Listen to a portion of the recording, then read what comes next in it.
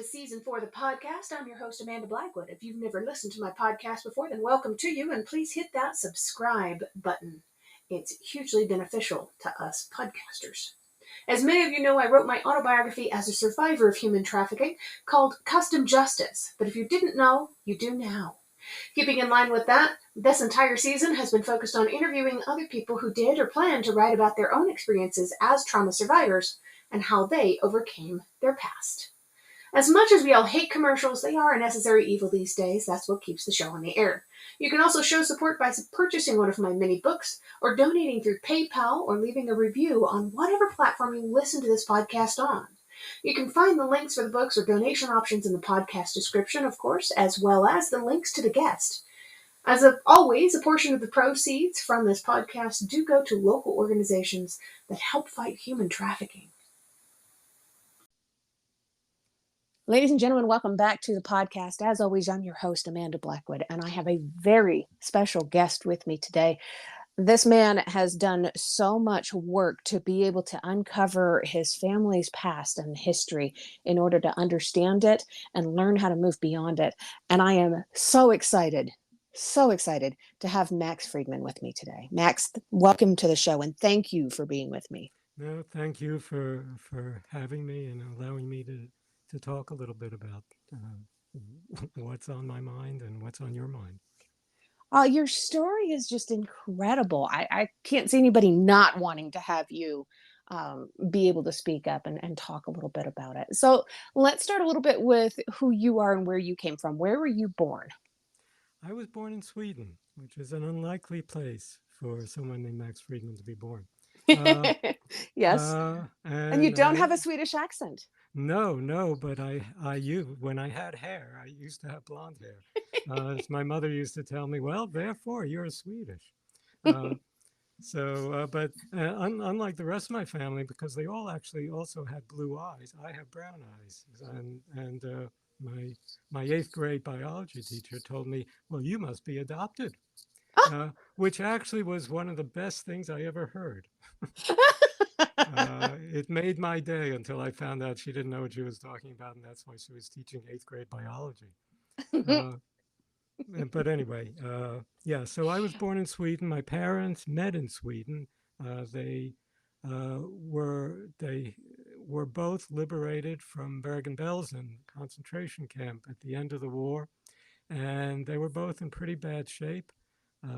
They had lost everybody. They were on their own, and Sweden took about 6,000 survivors of the camp, mostly the Jewish survivors of Bergen-Belsen. And Bergen-Belsen was a horrible, horrible place. My Anne Frank died there. Right. And they met there. They had my sister they married. Many survivors met married other survivors because I think it's the only people who could begin to understand what they had been through. And my sister was born in 1947. I was born in 1950. And by 1952, we emigrated to the U.S. and lived in, of all places, Coney Island. We were not allowed to go on any rides. So, my parents were the original helicopter parents. They refused to allow us out of their sight, and therefore we we became who we became, fearful of too much. But anyway, and so we lived there for a while, and then moved to Brighton Beach, a little bit away, and I don't know. I could go on forever, but that's where we were born, and that's why we were born in Sweden. Wow, that is amazing. And helicopter parents or not, it kind of makes sense at the same time because it's like you said, they lost everybody. Right. The last thing they were willing to do is lose their children now. Right. My father actually lost his first wife and his two children. Oh. And my mother lost her husband, lost all her brothers. She actually saved the life of her one sister, and they were together through the camps, and then even afterwards, they lived near us for a while. Oh my And, gosh. but my father lost his mother. His father had died earlier, and his sisters and a brother and everybody else. So it was my father was totally alone. My mother had a sister, but that's all. And Wow. so they had to they you know they had to start all over again. And the thing about it is that I always felt that they were sad people, which they were, and that I never really saw the heroic aspects of starting all over again, and mostly until I learned more about what they had been through and had to overcome to start all over again. And then they became my heroes. Wow. How old were you when you found out that your dad and mom had been married previously and had lost their spouses Well, and families? I knew that they had been married when we were young, because my mother used to talk about the camps on a fairly continual basis, Mm, and nothing else. So I think my first words out of my mouth should have been Mengele, because I heard more about Mengele than I heard about any fairy tale or any other thing. wow. She talked to us about Mengele. She talked about Plaszow, about Auschwitz, but she didn't talk at all about her life before the camps, except for one story that she would tell us, which turned out not to be true. Uh, my father talked nothing about his life. I didn't know anything. My mother said that he had been married before and he lost children, and that's all. But he never said it until I was 20 years old. And I was trying to get a draft deferment, and I asked him, he had to tell me something about his life. And for 20 minutes, he told me a story, which was a very sad story about the last time he saw his wife and two children. Um, but even then, he didn't say where, he didn't say when, he didn't say how. And it turned out that that story wasn't quite true either, because that when he told me that story happened, he was already in a concentration camp 300 miles away. So I Mm. had to reconstruct everything. That could not have been easy. Where do you even start with doing something like that? Uh, you start with the little things that I thought I knew. And then I was fortunate enough to have a friend. Uh, and the reason why I started really was that my mother had just died. My father had died 5 years before. And my grandson, who was 8 at the time and is now 15 and a teenager, so a whole other person. Uh, but my grandson at the time was having some sort of tough times. And it was the first time that I told him that my parents were what I called survivors. And he was intrigued by the idea of somebody being a survivor. Again, he was only 8. Uh, and he asked me, what does that mean? Does that mean that they were strong? Does that mean that you were a survivor or something, that you were strong? Was my daddy strong, my son, his father? And he said, could I be strong one day like a survivor? And I said, I really don't know. And that was in 2016. Uh, and so 2016 till now, because I still am learning things, uh, I decided to find out who they were, mostly before the war and during the war, and what happened to them during the war. And I was fortunate enough to have a friend who I happened to mention the idea to.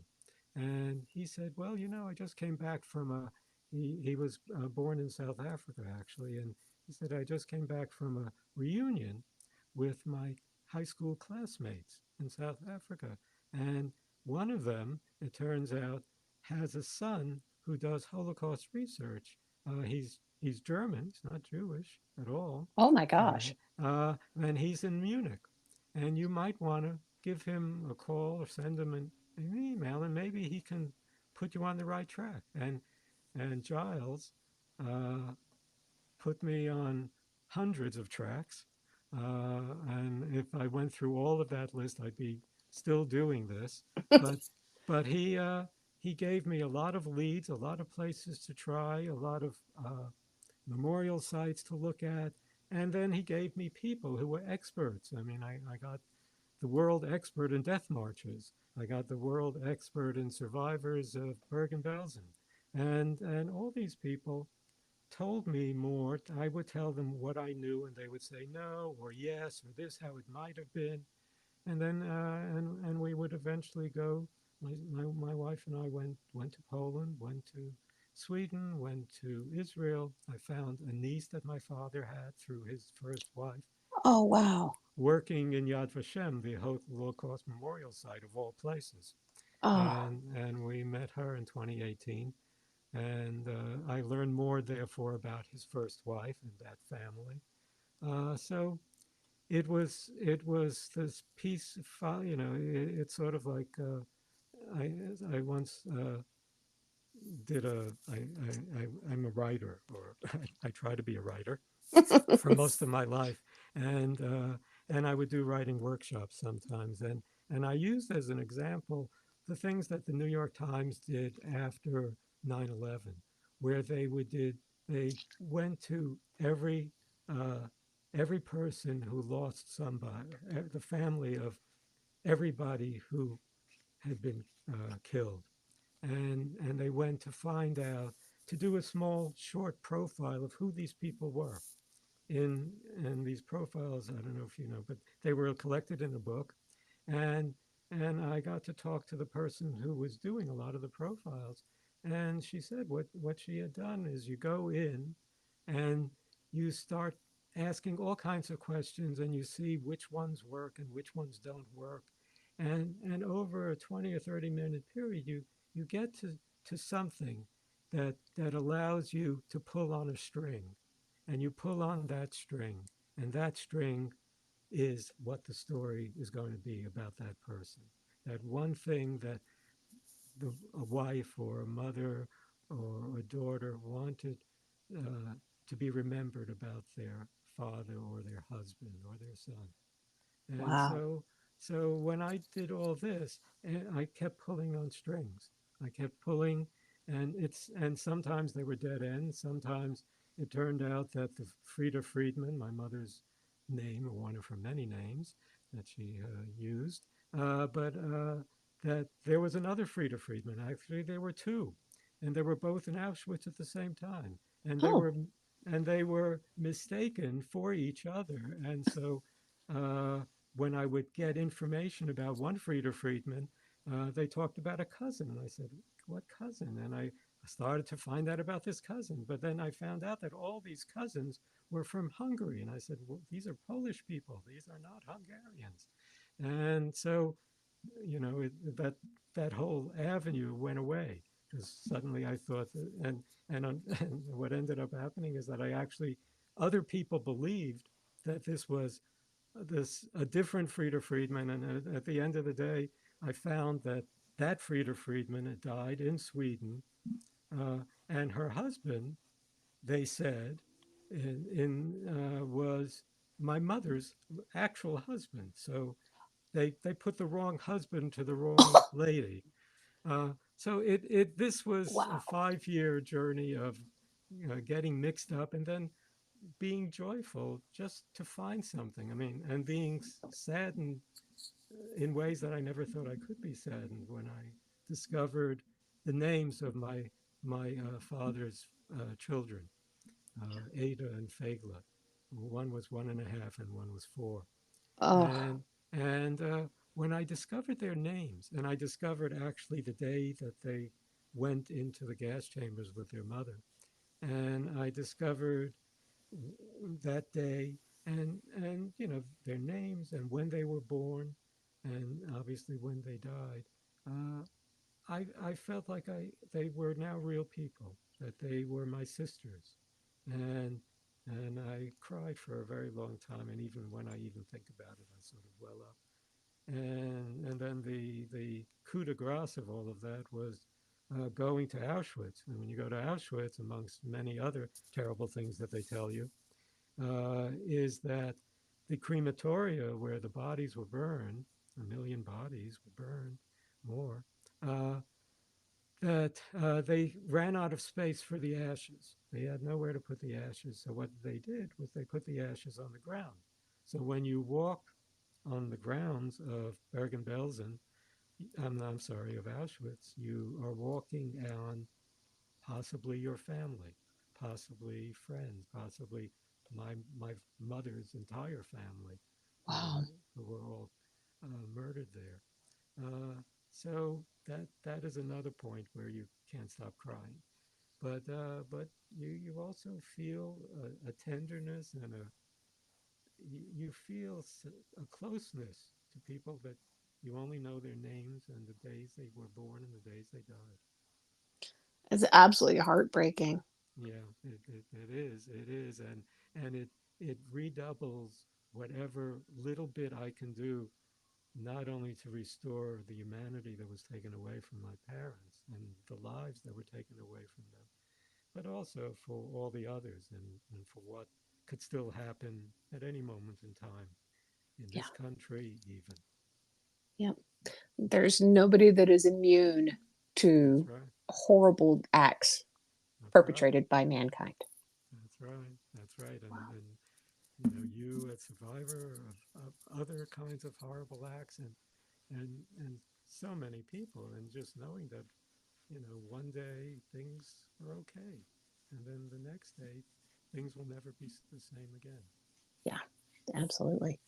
Did you find any stories in your research that were things that you enjoy passing on, or was it all Well, complete devastation? well, I mean, I enjoyed the fact that my mother made up these stories, and that I believed them, and my sister believed them. My sister was harmed a lot more by our survival, with mostly with my mother, who I think even before the war was not all there, but after the war had checked out almost altogether. And and so my mother essentially tried to recreate her life through my sister, the Mm, life she never had. And so my sister couldn't be the person she wanted to be. It was the person my mother wanted to be. And that harmed her for ever, in a sense. Uh, when I wrote this book, and so she wiped her memory as though it was a hard drive. She wiped it of her her childhood. She doesn't remember anything about what that book talks about when we were young, wow. and because it was too difficult for her. And only sort of the last year or two when my mother was alive, but mostly after she died, my sister sort of started to find herself and started to find out who she wanted to be, not who my mother wanted her to be. Wow. And even when I wrote the book, I sent the draft. I gave it to my wife, who was my best friend and my editor and my critic and my supporter, and I gave it to my grandson, and he was already older. And I said, "Well, you started this, so read it." And I gave it to my sister, and I told my sister that if this upsets you too much, I'll burn the manuscript, and that'll be the end of it, because you're more important than this story. And, Oh, what a good and brother you are. well, I mean, she did suffer, and she didn't. I mean, so I mean, it was sad to see. I was joyous when I learned something new, even if it was something horrible. I learned, for example, that if the war were 3 days shorter or something, or if my mother's oldest brother would have survived, Oh, my mother's father, indeed, would have survived, because he was one of the last to leave Plaszow when the Russians came, and they did truly a death march directly to Auschwitz, because Auschwitz was right near Krakow, and Plaszow was right outside of Krakow, the concentration camp. And so, it was a sad thing to learn, but it was, it was something new. And I would tell my sister, and my sister said, "That's great." And that was about the end of her interest in it, because she just, it was still too difficult for her. And then doing the book now. So when she read the book, she said, "Oh no, no, this is wonderful." Uh, and even as I do podcasts or book talks or whatever, uh, she says that it's helping her heal. So that's great. Oh, that's beautiful. Oh my Yeah, gosh. yeah. Wow. I'm very happy to hear that.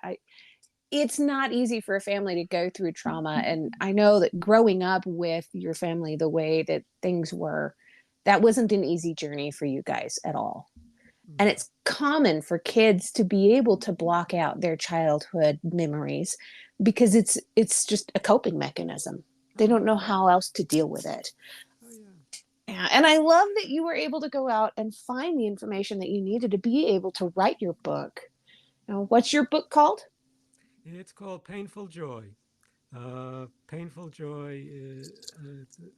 The title simply came from a poem that I happened on. That was a poem written in the Middle Ages by a Jewish poet and mystic, and then it was revived in some way and put in the first prayer book of the Reform Judaism movement in the 1950s. And I found it, and it's a short poem.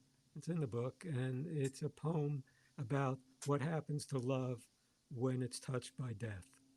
Mm, And as soon as I saw that, I said, "This is the title of the book." I was searching for a book at the title, obviously, and this is perfect. And the best part of it was not the pain, but the joy. And the joy, for me, actually came when I discovered, because you wouldn't know it if you were living in our house with my parents, that they loved each other, at least at the beginning. And I found a love letter that my father had written in Sweden to somebody who was trying to help people emigrate. And it talked about how he had just met this woman, my mother, 3 days before, and that they had fallen in love, and that she had barely survived in Bergen-Belsen, and he had lost everybody. And they were going to live together, whether they were allowed to or not, because my father was actually, or claimed to be, quite a religious Jew, and certainly when we knew him, he was.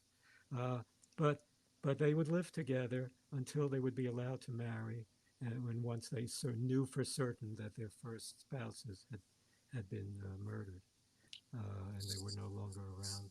Uh, but but that letter, uh, which actually opens the book, was an affirmation of love, which these two people showed toward us. And certainly, my father did much more. My mother was sort of a more complicated love, uh, but to each other, very little affection, very mostly fighting and arguing. And it was in writing this book and in talking about this book even afterwards, because I've learned a lot more just from talking about it and thinking about it more, is that when they were screaming, they weren't really screaming at each other. I mean, they really were screaming at the universe. yeah. They didn't know how else to deal with it. I mean, they had nightmares, they had PTSD, to say the least. Uh, but that wasn't enough of an outlet, and the outlet became each of them finding the only other person who could understand them, and yet didn't understand them enough, because they they had their own families, they had their own past, and they didn't ever share their past with the present.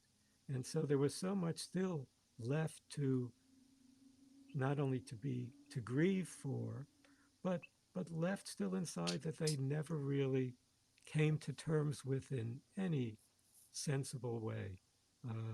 There was no one that ever offered help to them, but and they never really sought help. Well, in and any in way. so many ways, we didn't know how to help people that had Yeah, lived through something like exactly. this. Yeah, You know, and also it was the 1950s, when they were in their fullest grieving period, when everything was so close, and where they remembered and didn't try to forget. Uh, that that was the 50s, the 60s. No right. one would talk about mental illness, God forbid. Right. Uh, If you talk about right? mental illness, it means that you belong in an insane asylum, right? They shall take you away, and Yeah. my parents had been taken away enough. Right. Uh, Right. They don't yeah, want to go through this again. no, And I mean, even in Sweden, they lived in a camp, in several camps, and wow. moved them from camp to camp. Now these were nice camps. They fed them, but I mean, that's a the step up, of course. right, but the survivors of the camps, from what I could understand about the camps, kept their habits. So they would steal food, they would hide food. They would do what they did in the other camps. They were Uh, trained. and yeah, this is what they knew. And my my parents' entire lives were still the lives of survivors. My mother stole food still, whenever she went anywhere. She would she would line her book with her pocketbook with aluminum foil, and put food in anywhere she went.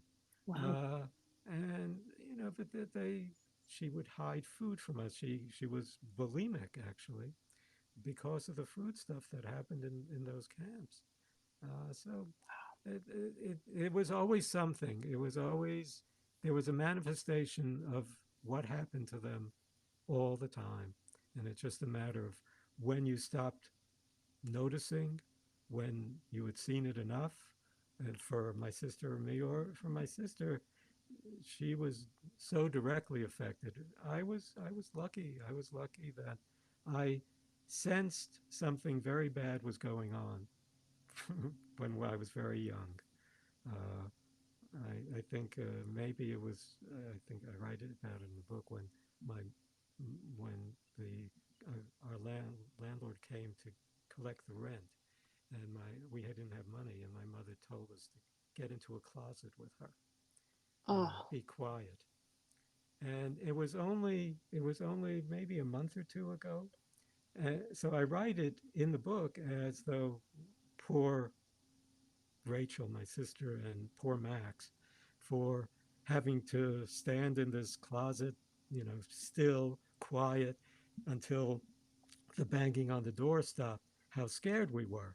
And it didn't occur to me really till, not that long ago, that what about my mother in that closet?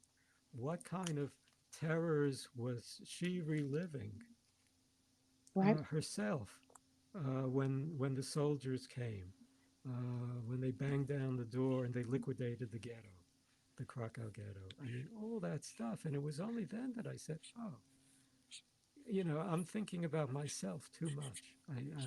I need to go back to the root of this problem. And besides anti-Semitism and God knows what else that caused this problem, but really the people who were most affected, my parents, at least that I know. Yeah. And then my journey became more a journey of how do I elicit empathy for survivors, for these people, not just my parents, because I think someone who might read the book and wouldn't know them only as strangers at the beginning, but then by the time you're done, I think a lot of people are people who I know who read the book, who knew me, but not strangers in particular, but my parents were strangers to them. Uh, fell for felt for them. They cried when I took my last walk with my mother, or when my father dies of all things of Alzheimer's. Even as he tried to wipe his own memory for his whole life, this is what happens to him, and an ironic way to end. But uh, but empathy became sort of what I hope people get out, and not just empathy for survivors or for my parents or victims, but empathy for just people who are just trying to live their lives and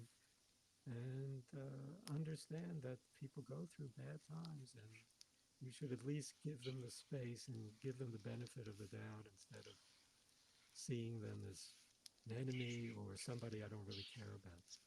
Right. Absolutely. I agree. Do you happen to have a copy of your book handy? Would you be all right with reading a part of it for us? Sure. Give me a second. Okay.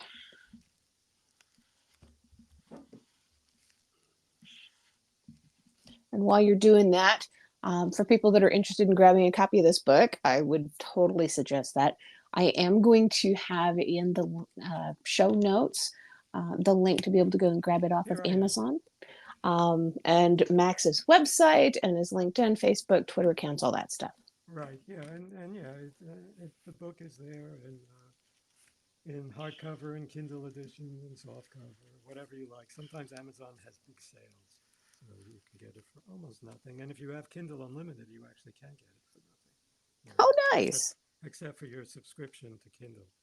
I get about 4/10 of 1 penny every page you turn, but hopefully you'll turn at least all the pages, and I'll make 50 or 60 cents on them. But anyway, I will be happy to.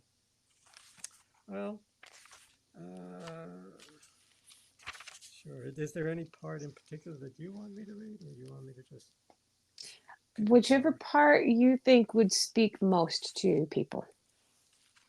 Uh, let's see. Let's see. I mean, the part I mentioned. Uh, yeah. Well, here's something. Uh, there's a little part where I talk about going to see Schindler's List, the Mm, Spielberg film, yes. which I think celebrated, or I don't know, marked its 30th anniversary. It was it first came out in 1993, I think, and I was very reluctant to see it. I was very reluctant to have anything to do with the past that I had lived. Yeah. So, but my wife said we really should, I mean, let's see what it was. So we did. And so I'll read that. My sister and I spend our youth finding ways to make sure our parents never watched any documentaries, movies, or TV shows depicting the Holocaust. We knew precious little about their lives before we emigrated to the US, except that they had lost their families in the Holocaust and had been imprisoned in concentration camps. What we did know was that they relived those nightmares too often at night. The terrible dreams that made them scream in their sleep never did go away. When the movie Schindler's List came out, I was frankly hesitant to see it, but eventually, reluctantly, joined my family and we went to the movie theater. After all, it represented a piece of my heritage, and I had read that it covered events that took place in places my mother had mentioned to us. She was still alive. Sharing in some of those memories was the least I could do. In fact, Schindler's List opened my eyes and my mind in ways I hadn't imagined. Suddenly, I saw at least a version of my mother's world when she was a young woman, and as she might have experienced it. I saw more realistically than ever before what she had faced in trying to survive. She was not a Schindler Jew saved from the extermination by Oskar Schindler, but just about everything else I saw in the film aligned with her experiences in the war. On the screen, I saw the Krakow ghetto as she might have, its establishment, its liquidation, and the monstrous commander, Amon Get, of the Plaszow concentration camp, where she and members of her family were imprisoned. I saw the train ramp at Auschwitz where the angel of death, Mengele, selected some who would live and some who would die. I saw that angel deciding the fate of my mother and aunt who survived and the fate of most of the rest of her family and my father's family who were all murdered. I didn't know then that a quarter century later I'd be sitting on the steps of Josepha 12 in Kazimierz, where my mother grew up, in Krakow, with a laptop computer, watching Schindler's List again, where it actually was filmed. It was there that my mother and her family cooked, cleaned, and lived, and it was from there that they were deported to their prisons or sent to their deaths. Life is strange, very strange. Wow. And that the truth of it is, we were going to Krakow, because that's where Auschwitz is, and that's where Plaszow is a concentration camp, and that's where my mother lived for 25 of her 30 years before the war. And so we went there. And so I decided I didn't want to get lost in Krakow. I'll put in the address that I had for her, that I had found on a German ID card, actually, of where she lived. And it was Josepha 12, which is in the Jewish quarter of Krakow, called Kazimierz. And so we figured we'd go there, but first I wanted to Google it. So I Googled Josepha 12, Kazimierz, Krakow, and I get all kinds of stuff about Schindler's List. And it's there that I Oh, discover that that Spielberg shot the scenes of the Krakow ghetto, which is an important part of Schindler's List, uh, in the building my mother lived in for 25 years. oh my God. And when we went to that building, right as soon as we arrived in Krakow, we went to that building. Uh, Tours are given of that building because Steven Spielberg used this, and people who come to visit, or who are coming because their family lived or died, or somehow were related to Auschwitz, or whatever it was. Uh, they're given, this is on the tour, everybody's tour, and if you look at the pictures on Google or Yeah. anywhere, you will see this building as being the center of it, and you'll see what scenes Spielberg used and why he used this particular building, which again Wow. is generally described as a tenement because it Right. was, and now it's being sort of gentrified, and it costs $1 million to get a 2-room apartment or whatever it is there, but Oh, it was there that it was the first time that I actually talked to a stranger, not my family, but a stranger about this. And there was a woman, a tour guide, giving a tour, and there were these people standing around her. And I went over to her, which I never had done before to anybody. I went over to her and I said, my mother lived here. She said, what? And then I gave her the very short version that I knew, because I would come to learn even more. Uh, and then I stopped talking because I was crying. Uh, but it was the first time that I sort of accepted that this building was part of my life, my past, my mother. Uh, and you can say the ghosts, her ghost, my grandfather, my grandmother's ghost inhabited her first husband. They lived there too. So so that's the long way of of Schindler's List being in my life. that is amazing. Yeah. Absolutely amazing. And Yeah. Anyway, I know that that when they made Schindler's List, they invited a lot of the survivors and their families out. It's probably one of my favorite scenes in the film is that final right, scene. right at the end, right, Oh my right. gosh. Yeah, Just I can't help it. Every time I watch the movie, I weep. I know. No, it's yeah, and in fact, it's weird because after this book was published, a friend of mine who works for an organization called the Claims Conference, which basically is still trying to get back property for the families of people whose property was taken, whether it's Right. art or simple property, like somebody who owned a drugstore or something. That building was taken by the Poles or by the Soviets, or still in somebody else owns. And so the claims conference is there to try to help people and their families. It was set up right after the war for the survivors, but then families. So she decided that she was going to try to get some publicity for the book. So the hook was property. Well, what was the only property that we could find that my mother even was associated with, which was Josepha 12. So I don't know, I wrote a little story about it. And so it appeared in all the Israeli newspapers, at least. Oh, And, wow. in the UK, there's a big Jewish newspaper. And the story of my mother. And all I ever say to people is, and when they ask about what would my mother think about all this stuff, my mother wanted to always be the center of attention, which is what she tried to get my sister to become. And my sister did not want to be the center of attention at all. So my mother, they died, my parents both died in Mobile, Alabama, of all places, because my sister lived there, of all places. Uh, so, uh, so my mother would wear the badge of being a concentration camp survivor on her sleeve, as though it were the Star of David, being, being forced to wear. And she would tell anybody that she met on the street, the mailmen, the strangers, she would just come up to them and she said, "I was in Auschwitz." Wow. And when in sort of a broken English, her English was never very good, but it was good enough.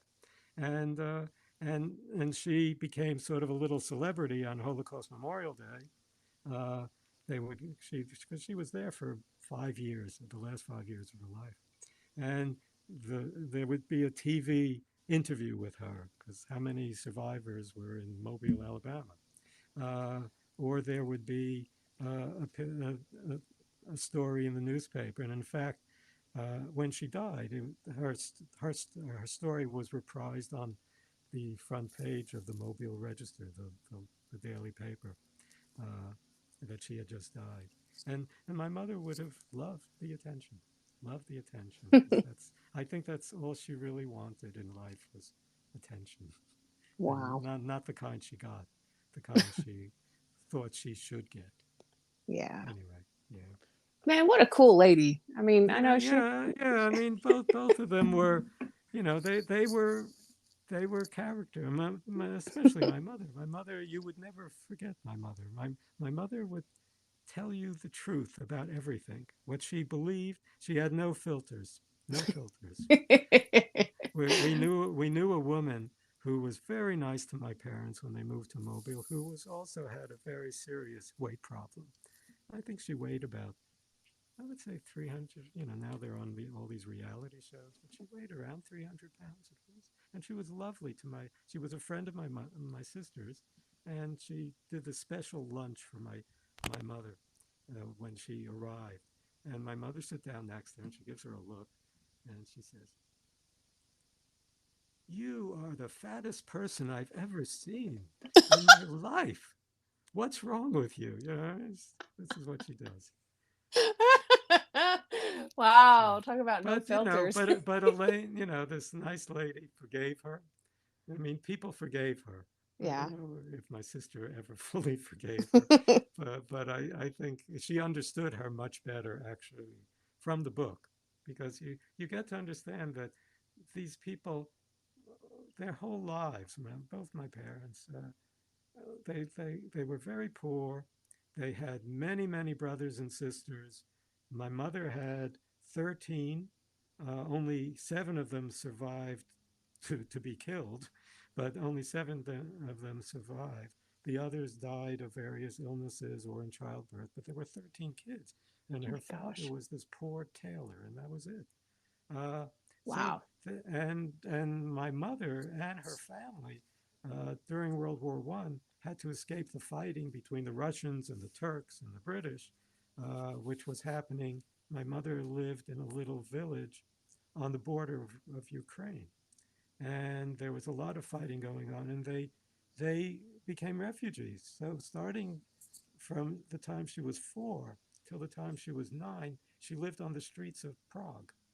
Oh my There, gosh. there were no settlement houses. There were no big camps. I mean, the thousands of people, thousands of Jews and Poles as well, went because Prague and Vienna were part of the Austro-Hungarian Empire, and the Austro-Hungarian Empire ruled that part of Poland at the time.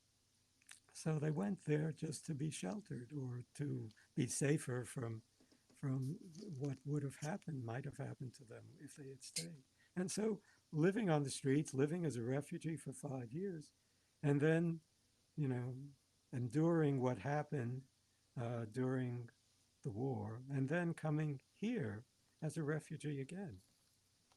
Right. You can begin to understand. And it was only when I learned about the first time that she was a refugee that I began to understand how the second time was too much. Wow. Yeah. You know, when you grow up in that kind of an environment where you're constantly on the run and thinking your life is could end at any second, you do develop this completely different way of functioning throughout life. She probably, I imagine, felt invisible for most of her life because of what she went through at such a young age. That's why Oh, she needed to be the center of oh, attention. yeah. I mean, lots of reasons, but that was Yeah. one of them. And the other Yeah. reason was that she was surrounded by a lot of boys, and Mm. and and Jewish women in those days were not prized as they weren't expected to work. They probably couldn't get jobs anyway. So they were less important in the family, and it was important to get them married off. It was important to have one less mouth to feed. It was important that they find somebody who could support them and start another family and carry the name on and all the other stuff that goes on. And so I think that was part of it. And her sister was an older sister, so her sister was given more responsibility. So in fact, she was sort of the she was really invisible in that family, I think, and that's why I think one of the reasons why she never ever spoke. She would talk about her mother sometimes. She called her mother like an angel, and her mother would come to her at various points during her time in the camps in her dreams, because her mother was, I believe, shot on the streets of Krakow when they were liquidating the ghetto Mm. because she was too old to work in the labor camps, so she was just killed. So my mother would talk to her in at night and would talk to us about how her mother came to her in this dream and in that dream, and this is what she told her, and this is how she saved her in Bergen-Belsen by feeding her food during the night so she was never hungry. Because in fact, she said that the Germans at the end were trying to poison the prisoners. They were trying to get rid of the evidence of what they had done. So, so you could see how she formed into the person that she formed into, Yeah. and that was very important for me because again, it was important not to see people in a one-dimensional way. Oh, she's a survivor. Oh, isn't that sad? And to see them as full human beings. I mean, my father had a wife, had two children. I mean, he was starting to live. And Wow. then it all turned around. And it's an incredible story of them, being able to survive, and whether it was 100% healthy or not, they did learn how to have a life after that. They got married, they had kids, they raised their children, they've got grandkids, they've got great grandkids, and their legacy is going to live on. Right, right, exactly, and also, and I think uh, if I didn't write this, maybe another relative would have, but the whole idea of understanding what their journey was, so that it isn't just about that they survived. It's about who they were before and Yeah. who they might have become. I sort of have this little fantasy in my head that, and I did write a few pages that my publisher said, leave it alone. But my fantasy was to write a fictional version of what happened if there had not been a Holocaust. What would what would their lives have been with their first families instead of their second families? Yeah. And so it was a little fantasy because I wanted to have what would turn out to be a happy ending for their lives. Yeah. So I created a happy ending for their lives in this, and my publisher said, "Well, it's enough to just get through this. we we don't need uh, we don't need fiction at this point."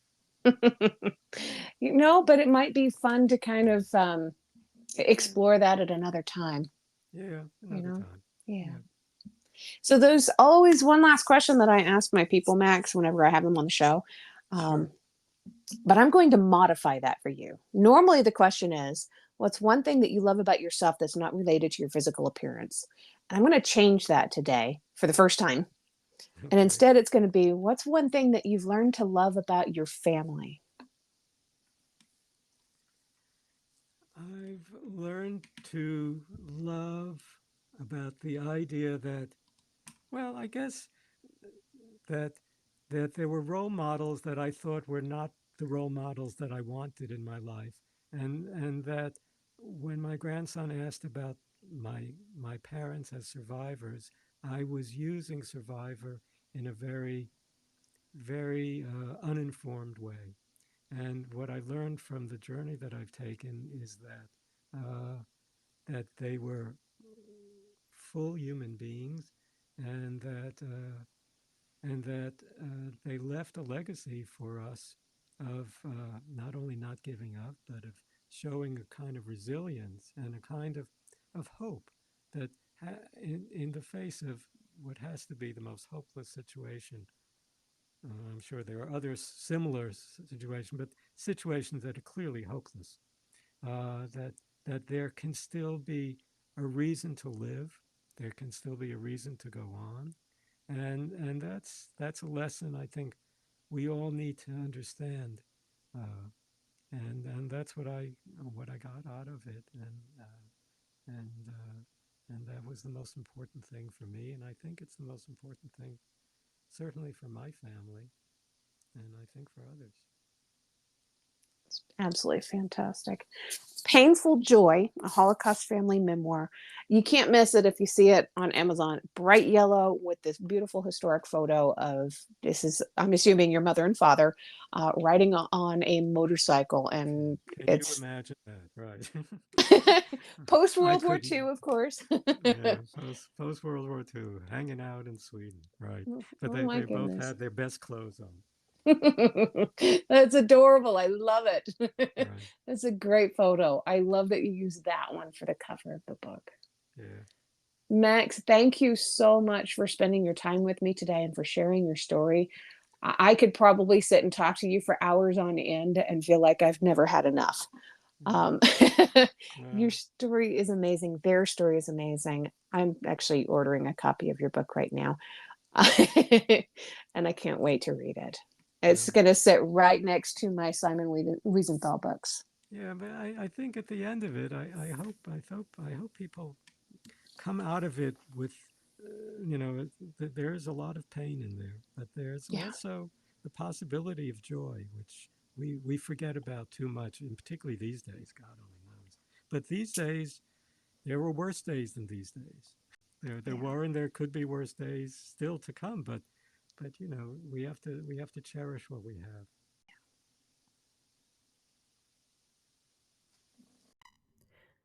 For those of you who aren't aware, Holocaust Memorial Day, also known as Yom HaShoah of 2024, begins at sundown on Sunday, the 5th of May, and ends at nightfall on Monday, the 6th of May. This is the Holocaust and Heroism Remembrance Day. It's only a couple of days away. Thank you for listening to this podcast today. And please take a moment to think about the 6 million Jews we lost during World War II and the countless others who died fighting in that war. Thank you.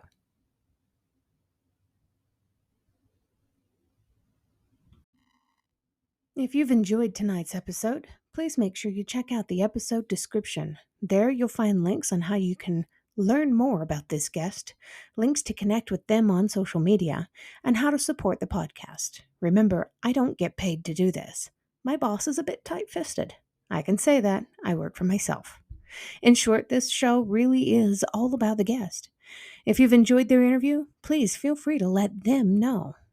You can also tune in to my other podcast, Growth from Darkness, which is co-hosted by a lovely lady from Australia. We talk about what trauma responses are and healthy ways to move beyond the past. For more information, just go to growthfromdarkness.com. You can also follow us on Facebook at facebook.com/growthfromdarkness.